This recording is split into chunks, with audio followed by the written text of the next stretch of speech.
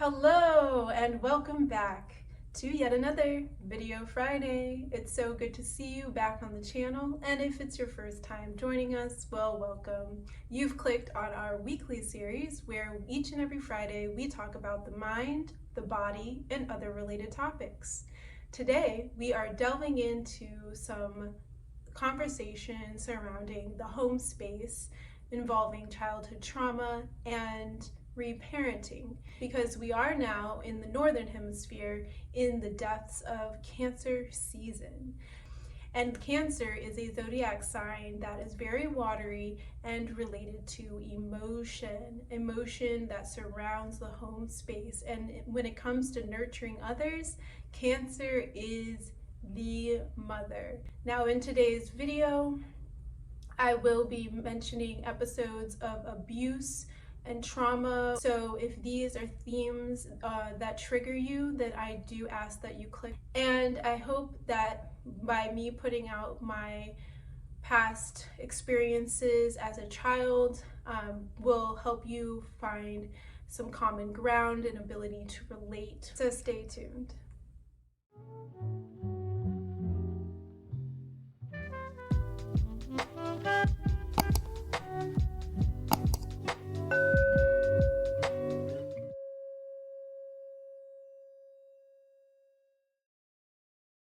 Childhood trauma is a traumatic event that is frightening, disruptive, or violent to a child's body or physical integrity.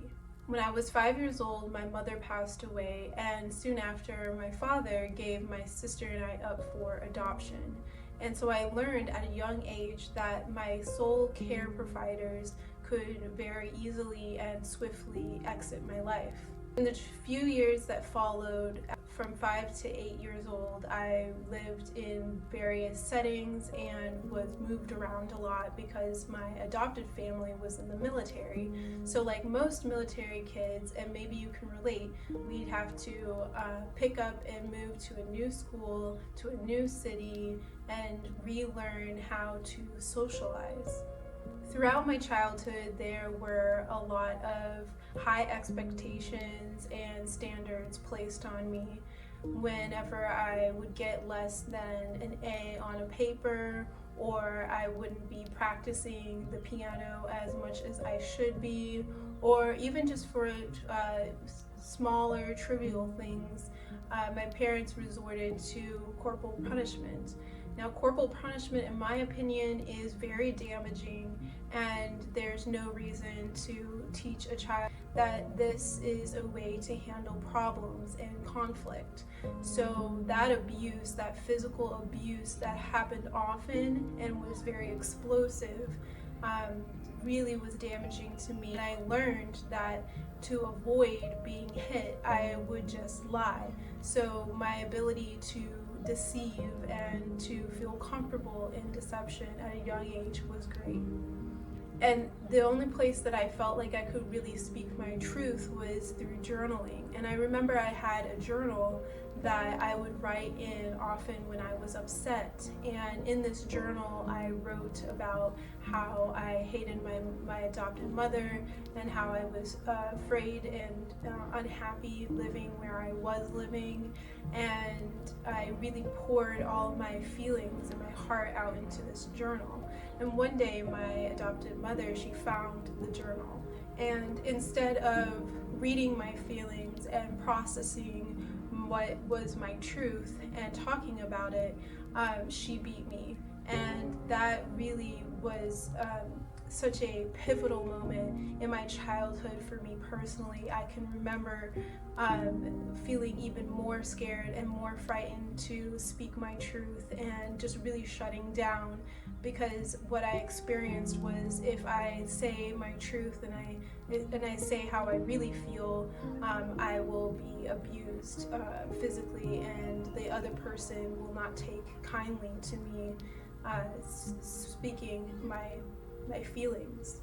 This extreme control that my parents liked to place over us bled through so many different things, like me not being able to decorate my own room, or not being able to participate in electives that I wanted to participate, And throughout my childhood into my young teenage years, if I ever mentioned like, oh, I really like this person, my mom would say, you like that person, make negative and spiteful comments about their appearance. And it just taught me that the people that I'm attracted to are not good enough, and that my sense of knowing who I'm attracted to was off, and that I was wrong about my natural instincts.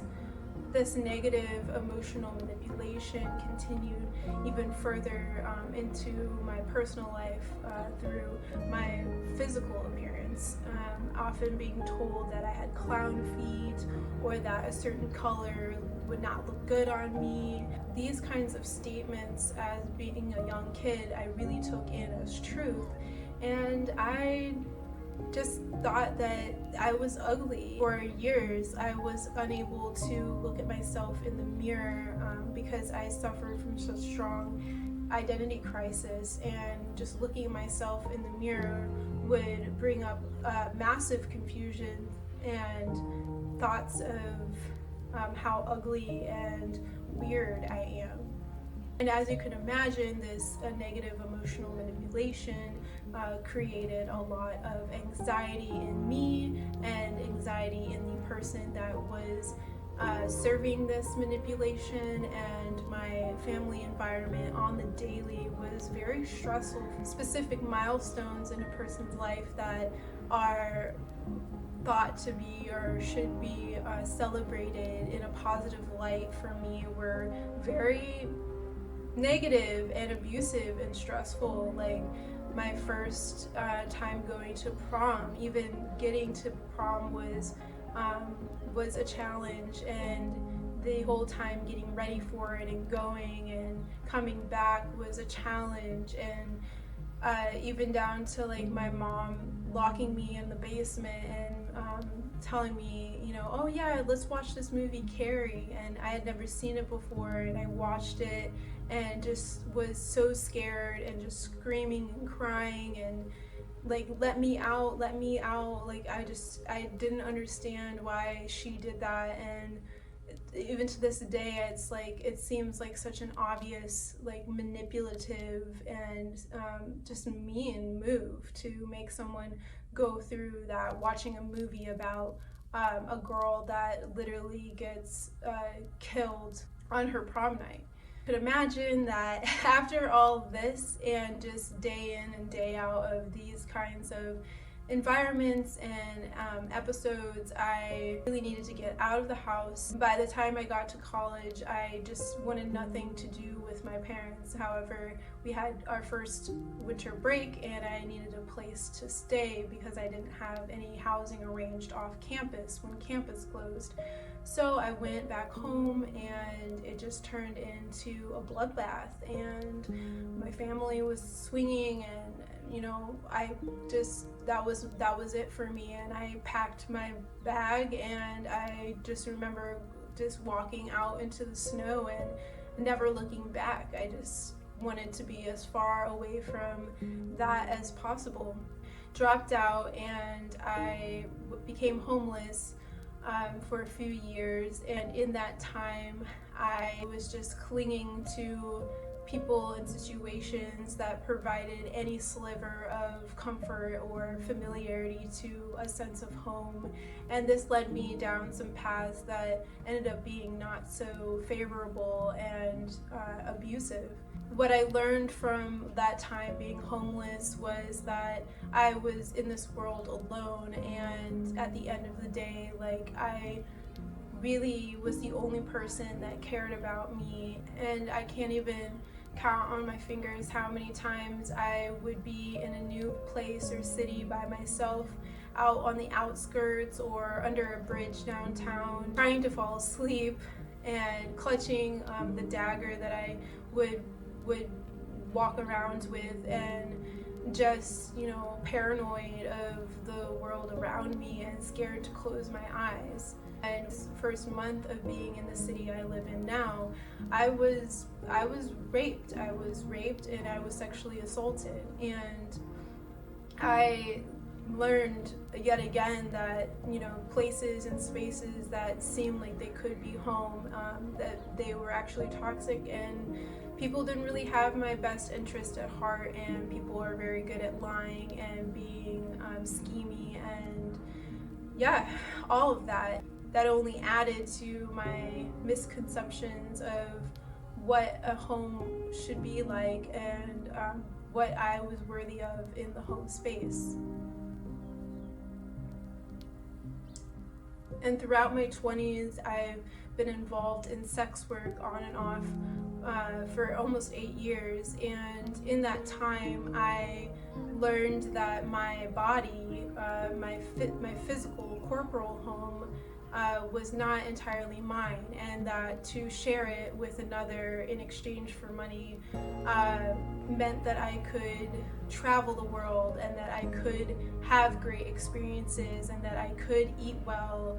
And so it was through sex work that I started to equate quality of life and quality of home with selling my body. And a few years ago, I was Baker acted by a family member who was basically encouraged by a friend of mine to put me into a mental institution. And that was extremely damaging, and I was worse on the way out than I was on the way in. And I learned yet again that people, my care providers and people that were there supposedly to take care of me, actually didn't give two shits about me or anyone in the place. And throughout all that time, I was moving around pretty much every 3 months. So this space that I film in now and that I work out of now is my first place that I've ever lived in for nearly a year, and that is a really, really, really big step for me, and it's taken a lot of perseverance and self-will and power to accept that my home is now in one place, and that is okay, and that I don't have to live in flight mode all the time, and I can be here.